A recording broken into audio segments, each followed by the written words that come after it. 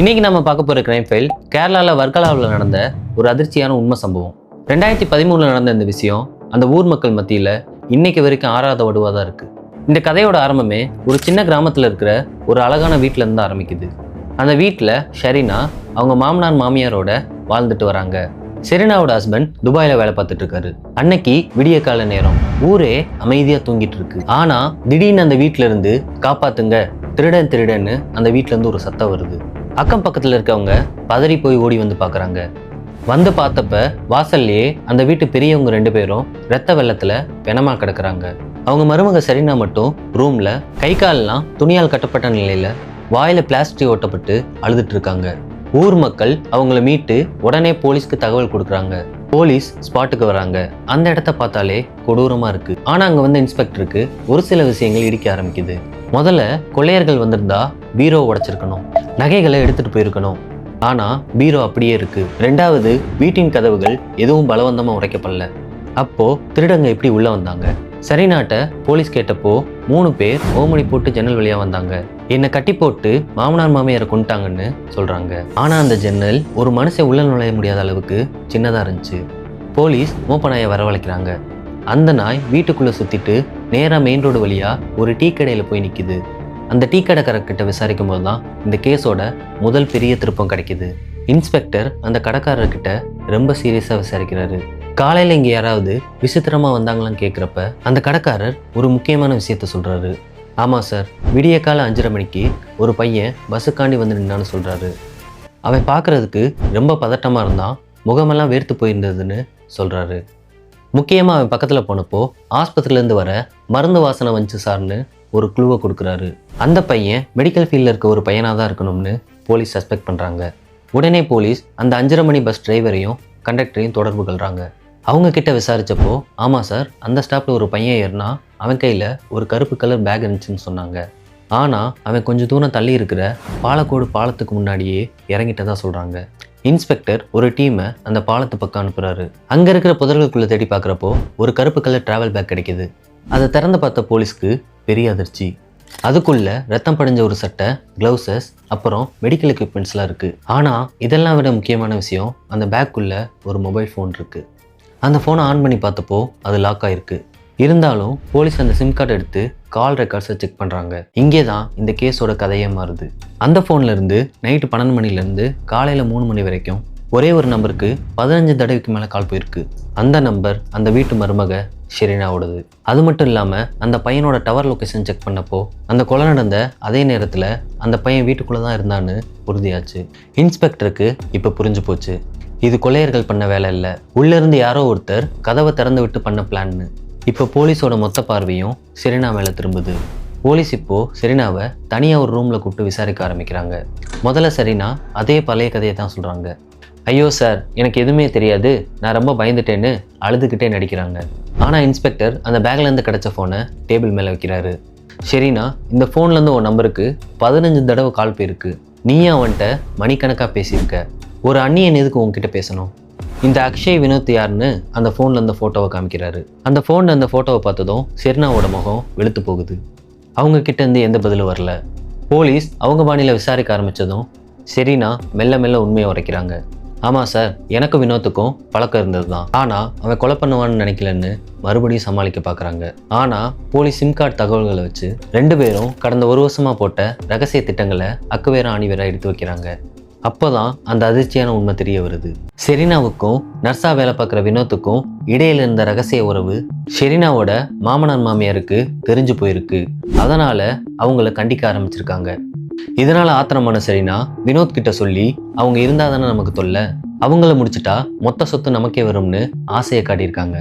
அது மட்டும் இல்லாம கொலை நடக்கிறதுக்கு 1 வாரத்துக்கு முன்னாடி வினோத் அந்த வீட்டுக்கு வந்து எங்க கேமரா இருக்கு, எப்படி உள்ள வரணும்னு ஸ்கெட்ச் போட்டு போயிருக்கான். அன்னைக்கு நைட்டு ஷெரீனா முன்கதவை திறந்து வச்சுட்டு காத்துட்டு இருந்திருக்காங்க. வினோத் உள்ள வந்ததும் அவங்க 2 பேரும் சேர்ந்து மாமனார் மாமியாரை கொண்டிருக்காங்க.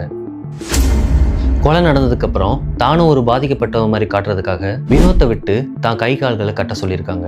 இதெல்லாம் நல்லா பிளான் பண்ண ஷெரீனா வினோத் பேக்குள்ள இருந்த ஃபோனை கவனிக்காம விட்டாங்க. இப்போ ஷெரீனா கைதாகிட்டாங்க. ஆனா கொலையை செஞ்ச வினோத் இப்போ எங்க இருக்கான்? அவன் இன்னொரு நம்பரை ட்ராக் பண்ணப்போ அவன் தமிழ்நாடு தப்பிச்சு போறான்னு தெரிய வருது. கேரளா போலீஸ் தமிழ்நாடு போலீஸை அலர்ட் பண்றாங்க. வினோத்தோட போட்டோவை எல்லா செக் போஸ்ட்டுக்கும் அனுப்புறாங்க. வினோத் பஸ்ல போயிருந்தானா சாப்பிட எங்கேயாவது இறங்குவான்னு போலீஸ் கணிக்கிறாங்க. அதனால தமிழ்நாடு கேரளா பார்டர்ல இருக்கிற எல்லா ஹோட்டலுக்கும் அவன் போட்டோ அனுப்புறாங்க. வினோத் தன்னோட அடையாளத்தை மாத்திக்கிட்டு ஒரு பஸ்ல ஏறி கோவைக்கு போறான். ஆனா பசி எடுத்ததுனால போலீஸ் நினைச்ச மாதிரியே ஒரு ஹோட்டல்ல சாப்பிட்றதுக்கு இறங்குறான். அங்கதான் விதி விளையாடுது. அந்த ஹோட்டல் ஓனருக்கு ஏற்கனவே போலீஸ் அனுப்பின போட்டோ வாட்ஸ்அப்ல வந்துருந்துச்சு. வினோத் சாப்பிடும்போது அவனோட கைவிரல்கள் லேசா நடுங்கிட்டே இருக்கு. அவனோட கையில சில கீறல்கள் இருக்கிறத அந்த ஹோட்டல்காரர் நோட் பண்றாரு. கொலை செய்யறப்போ அந்த பெரியவங்க தற்காப்புக்காக போராடும் போது அந்த கீறல்கள் ஏற்பட்டிருக்கு. உடனே அந்த ஹோட்டல் ஓனர் போலீஸ்க்கு தகவல் கொடுக்குறாரு. அடுத்த 10 நிமிஷத்துல மப்டியில வந்த போலீஸ் அவனை அமுக்கி பிடிக்கிறாங்க. கைது செய்யப்பட்ட வினோத்தை கேரளா கூப்பிட்டு வந்து விசாரிக்கும் போதுதான் அந்த அதிர்ச்சியான மெடிக்கல் டெஸ்ட் வெளியே வருது. எப்படி அந்த பெரியவங்க சத்தம் போடாமல் இருந்தாங்கன்னு போலீஸ் கேட்டப்போ வினோத் சொன்ன பதில் போலீஸையே நடந்து வச்சுது. வினோத் தான் வேலை பார்த்த ஹாஸ்பிட்டல்ல இருந்து ஒரு பவர்ஃபுல்லான மசில் ரிலாக்ஸன்ட் மருந்தையும் மயக்க மருந்தையும் திருடிட்டு வந்திருக்கான். இரவு அவங்க தூங்கும்போது அந்த ஊசியை போட ட்ரை பண்ணுறான். அந்த பெரியவருக்கு ஏதோ ஒரு சத்தம் கேட்டு முழிச்சு பார்க்குறப்போ அவன் ஊசி குத்த வரதை பார்த்து தடுக்க முயற்சி பண்ணுறாரு. அதையும் மீறி அவன் அந்த ஊசியை போட்டுறான். அந்த மருந்து வேலை செய்ய ஆரம்பித்ததும் அவங்களோட கைகால்கள் உறைஞ்சு போகுது. அவங்களால அசையவும் முடியல, கத்தவும் முடியல. அந்த நிலையில தான் வினோத் அவங்கள கொலை செஞ்சுருக்கான். ஆனால் இப்போ போலீஸ் முன்னாடி ஒரு பெரிய சவால் இருக்கு. வினோத் பிடிபட்டதுக்கு அப்புறம் அவன் செரீனா மேலே பழிய போடுறான். ஷெரீனாவும் வினோத் மேலே பழிய போடுறாங்க. அதனால இன்ஸ்பெக்டர் ஒரு பிளான் பண்றாரு. செரீனாவையும் வினோத்தையும் நேருக்கு நேர் ஒரே ரூம்ல உட்கார வைக்கிறாரு. இதுக்கு பேரு தான் கிராஸ் இன்ட்ரோகேஷன். அது வரைக்கும் ஒருத்தர் மேல ஒருத்தர் உயிரையே வச்சிருந்த அந்த காதலர்கள் கம்பிக்கு பின்னாடி போனதும் எப்படி மாறி இருக்காங்கன்னு பாருங்க. வினோத் எடுத்த உடனே அழுதுகிட்டே சொல்ல ஆரம்பிச்சான். சார், எனக்கு அவங்கள கொல்லணும்னு எந்த ஆசையும் இல்லை. செரீனா தான் என்னை மிரட்டினா. நான் வரலைன்னா வேற ஒரு ஆளை வச்சு இதை செய்வேன். அப்புறம் உனக்கு சொத்துல பங்கு கிடைக்காதுன்னு ஆசை காட்டினான்.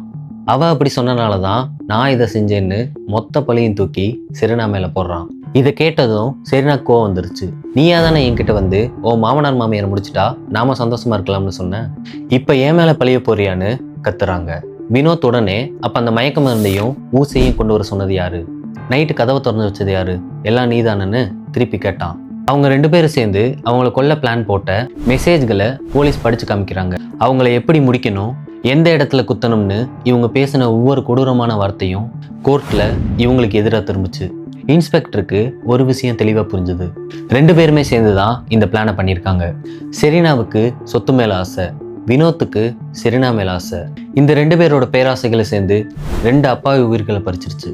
செரீனா ஒரு கட்டத்தில் தான் பண்ண தப்பு ஒத்துக்கிட்டாலும் வினோத் தான் என்னை விடாமல் டார்ச்சர் பண்ணான்னு கடைசி வரையும் தான் மேலே அந்த பழியை குறைக்க பார்க்குறாங்க. ஆனால் போலீஸ் கிட்ட இவங்க 2 பேருக்கு எதிரான டிஜிட்டல் ஆதாரங்கள் மழை போல இருந்துச்சு. இந்த வழக்கு 2013 2017 வரைக்கும் திருவனந்தபுரம் நீதிமன்றத்தில் நடந்துச்சு. ஒட்டுமொத்த கேரளாவும் இந்த தீர்ப்புக்காக காத்திருந்துச்சு. ஏன்னா இது வெறும் கொலை வழக்கு மட்டும் இல்லை, ஒரு குடும்பத்துக்குள்ளேயே நடந்த மிகப்பெரிய துரோகம். நீதிமன்றத்தில் வினோத் தரப்புல அவன் ஒரு நர்ஸ், அவனுக்கு யாரையும் கொல்ல தெரியாது, அவன் வெறும் கருவிதான்னு சொன்னாங்க. அதே மாதிரி செரீனா தரப்புல அவ ஒரு பெண், அவளுக்கு கொலை செய்கிற அளவுக்கு தைரியம் இல்லைன்னு வாதாடினாங்க. ஆனால் போலீஸ் தாக்கல் செஞ்ச அந்த கருப்பு பை, வினோத்தோட ஃபோன், அப்புறம் அவங்க அனுப்பிக்கிட்ட மெசேஜஸ் இவங்களோட முகத்திரையை கிழிச்சது.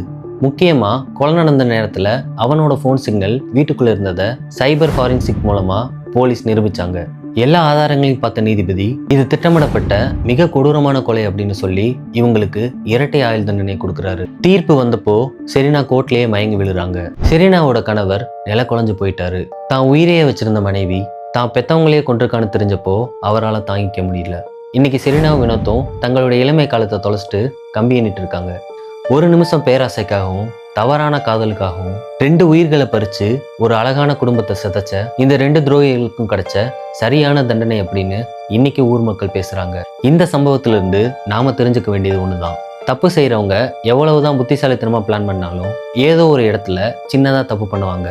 அந்த தப்பு தான் அவங்கள சட்டத்துக்கு முன்னாடி கொண்டு வந்து நிறுத்தும். இந்த கேஸை பத்தி உங்களோட ஒப்பீனியனை கமெண்ட்ஸ்ல சொல்லுங்க. இந்த வீடியோ பிடிச்சிருந்தா லைக் பண்ணுங்க. அடுத்த வீடியோல பார்க்கலாம்.